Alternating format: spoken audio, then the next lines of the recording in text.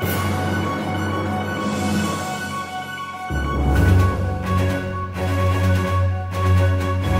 and welcome to another inspiring interview on Leading Ladies TV. I'm delighted to welcome onto the show Natasha Coates. Hello, Natasha. Hi, thanks for having me. Oh, I'm delighted to have you here, Natasha. I first came across you at the Inspiring Women Awards in Manchester this year when you were receiving your award for Young Inspiring Woman, and very well deserved. So to share with the viewers, Natasha holds 8 titles in the British disability gymnastics. Amazing feat.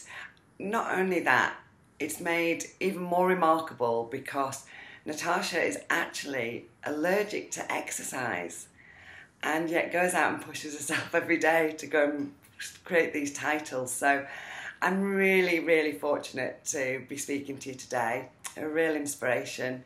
So how we do it here, Natasha, is I just invite you to share some of your story with the viewers. Yeah, sounds good. About 2 years ago, I was out with my friends and I suffered a life-threatening allergic reaction known as anaphylactic shock. I had no idea what had caused it. I hadn't eaten anything, drunk anything, but I didn't know what had caused it.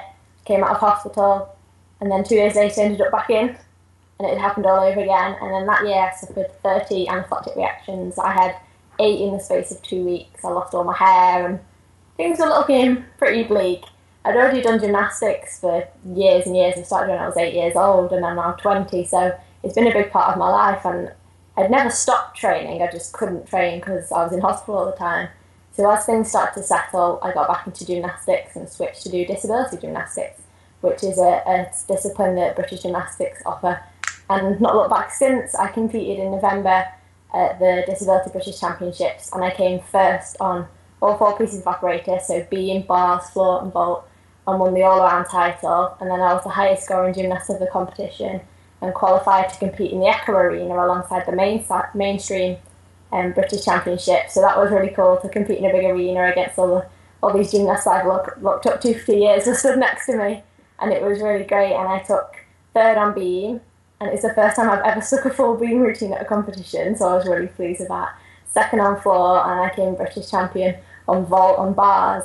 And my friend in Australia found it really funny that I came first on bars, because when I exercise, not only can it trigger an allergic reaction, because I'm effectively allergic to exercise, but I lose the feeling from my elbows down and my knees down. So she found it really funny that I came first on a piece of apparatus that I can't even feel.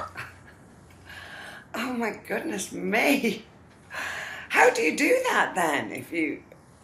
I think quite a lot of it's from knowing beforehand, and I sort of trust where my body is. I know where I am. I have to be quite spatially aware. Like when I squat on and jump to catch the high bar, I don't feel my hands catch the high bar. I can only feel the drag down. So if I miss the bar, I won't know until I'm kind of lying flat on my back on the floor. So learning new skills takes a lot longer because, like, with my coaches, they're fantastic coaches, and when I'm doing things, they're like, oh, when you feel it at this point, you need to do this. And I'm kind of looking at them like, I can't feel it, so we adapt it and I learn it a slightly different way, quite often through sight. Like when I'm doing spins on floor, I can't feel where my foot is on the floor to know when to step out to complete like a single turn or a double. So I have to spot very carefully and try and step out at the right point. It's amazing. So you did gymnastics at a good level, and then this condition came to you, and how did they discover that it was sort of in effect exercise that you're allergic to? Well, I feel like sometimes I'm kind of allergic to everything under the sun, probably even the sun itself. But I suffered all these reactions. I had all these blood tests, and it came back with allergies to things like grass and nuts, but none were anaphylactic. The blood response was only like an allergy, so if I avoided them I should be fine, and I was still having these reactions. So they concluded it was something called spontaneous urticaria and spontaneous angioedema leading to idiopathic anaphylaxis. And I also have asthma, eczema, oral allergy syndrome, allergic rhinitis and Raynaud's syndrome. So I'm pretty sure it's only a matter of time before they add syndrome to the end of my name. But we had all the tests, and because they decided it was idiopathic, so there's no cause that they can identify, but I found that things can make it worse. So if I get too hot, it increases the chance I'm going to react. So if I exercise, if I get too hot, when I sweat, it reacts on my skin and I break out in hives, things like that. So it's pretty much everything contributes. So I have to be careful when I'm training that I don't get too hot or too sweaty, or if I start to feel a bit rough, I have to stop straight away because I don't want to risk my throat swelling. Absolutely not. And what on earth, knowing all of this, that getting too hot, training too hard, can actually lead to what is a life-threatening anaphylactic shock. What on earth made you think, okay, I'm going to really go for it on the exercise front? I think I'm a little bit insane. I think you have to have that passion there, because if that passion wasn't there, then you just wouldn't do it. I mean, I absolutely love the sport and I can't imagine not doing it. I recently spent time in intensive care, and the first day I came out I was like, I'm not going back to gymnastics, don't want to go back to gymnastics, I'm not doing it, it's not worth it, it's going to kill me. And then when you look at it, I can react to anything. Like the latest reaction didn't happen at the gym. I've only ever had one massive reaction at the gym, so it's going to happen anyway, so I might as well be going out and doing what I love, because I could react to someone having a barbecue next door, I can react to somebody's dog being too close to me, so I might as well go and enjoy my life while I can. Yeah, absolutely. I just, funnily enough, saw something a couple of hours ago which said that somebody had interviewed somebody with a life-threatening illness, and they'd said, how does it feel waking up every morning knowing that you're really dying? And they said, the lady had said to the interviewer, how does it feel every morning waking up pretending that you're not? Because I guess we're all in some way in danger of something happening to us all day, but not usually do people then push themselves to do things that actually can create that illness for them. Yeah, I wouldn't be doing it if I didn't. Wait, you've got to look at the pros and cons. I've got doctor's permission to do this. British gymnastics team all know about it, and they can understand, and I adapt my training so it fits me. I don't keep up with any of the girls. We've got some really fantastic girls at our gym that I train with. There's a little girl, the coach's daughter, Ruby. She's 9 years old and she's absolutely fantastic, but there's absolutely no way I'd be able to keep up with her. That girl trains so many hours a week and she's just a little powerhouse. There's no way I'd manage to keep up. So I train completely different hours. She could do 100 of one thing. I'd probably do 3 or 4. So it definitely affects my training quite a lot. And when people think, oh, you're an elite gymnast, you must do sort of 35 hours in the gym a week, and it's like, do 7.5, no. But I like to make the most of my time when I go into gym. Each session is, I think, valued more, because I never know if that's the last session I'm actually ever going to be able to train, because I think one day this condition unfortunately will take my ability to do gymnastics at a competitive level away from me. So just kind of making the most of each session at the moment. That's incredible, and a really great message for all of us, actually, because how do any of us ever know when is the last time we might get to do something? So how does it, you say it affects your training in that way, you get more focused. Could you explain a little bit more about maybe how we could all do that in our everyday lives? I think you have to appreciate each day as it comes. You have to wake up with the motivation. But wake up with motivation, go to bed with satisfaction is what they always say. And everyone's going on about, oh, you should live each day as if it's your last, because it might be. I think that's a great idea. It probably would be tiring, because if I thought if today's my last day, I'd want to go to do something like that. I went to the zoo last Wednesday, and then I trained Thursday night, and it took me about 4 days to recover from that. So you can't really live each day in that kind of way doing things, but I think you can appreciate each day the same. And if you focus on getting through each day, because people always ask me, what's my life plan, what do I want to do in the long term? And it's like, I'm just looking forward to lunch, to be honest. I'm not really focusing. I take it a day at a time, and if it's a hard day, I take it an hour at a time, because I think we're so busy focusing on the future and getting this done by a certain date and that done, whereas if you take it a day at a time, suddenly huge long-term tasks become small, easy tasks to overcome.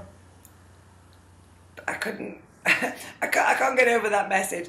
I trained something called the lipstick principles. It's motivational, inspirational, and the first one, love, is all around based about appreciating exactly what you have right now and living in the moment. And you're a prime example of that. I love it. And what, how you train for probably a third then of what other people do. What do you do to make it that focused so that you're at the same standard as people that are training for 100 hours? You have to go in and commit to it. I never show up to a training session thinking, oh, I'm only going to do a little bit today. I think if you're going to set the time to do something, you need to go in and give it 100%. Even if you come out exhausted at the end, you get rest afterwards. You know that you've gone in and you've given it the best you can that day. I think that's how you keep up, because like I said, there's girls at the gym that do hundreds of reps of one skill, and I'd love to be able to do that, but unfortunately I'm not able to. So instead of throwing some like skills to warm up, I have to go for the skill full out straight away and do sort of 3 full out skills rather than sort of preps, we call them, so that preparing the body so we know where we are. I just have to full out kind of go for it. So I think that's what you really need to do in life as well, is just full out go for it. Very good. And I know when I'd been contacting you to invite you onto the show, it was just after the Inspiring Women Awards, and I wasn't able to get in touch because you'd ended up in intensive care for what was nearly a week, and it sounds very scary. How do you cope with those situations? I think you just have to, really. I mean, when I was in there, I felt surprisingly calm, and I think that was just because for the past 2 years I'm so busy making sure I've taken my meds and checking for triggers. Like, I'm constantly alert that something, like when I'm out, it's like walking past a perfume shop. I mean, there's so many things, like someone cutting the grass, I have to make sure that my window's up in the car and things like that.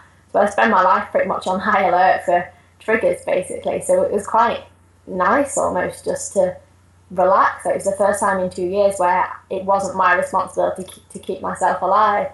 So even though I was really poorly, the staff were absolutely fantastic, and I knew I was in safe hands and came out the other side.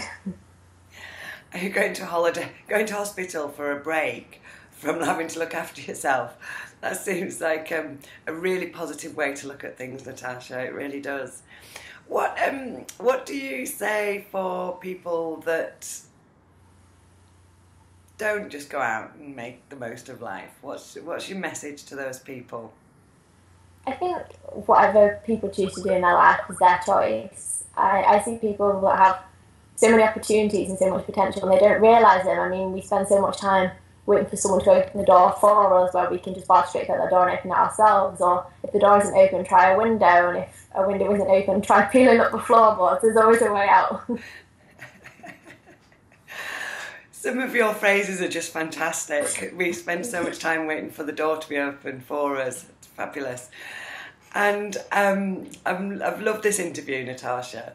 I know you've got a message that you like to share with people. So what's your message that you'd like to share with the viewers today? My big message for everybody out there is be brave, stay focused and work hard. Let your talent speak for itself.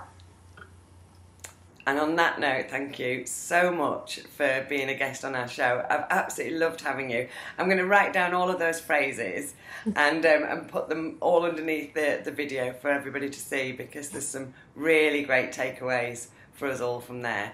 So thanks so much, and we will see you soon.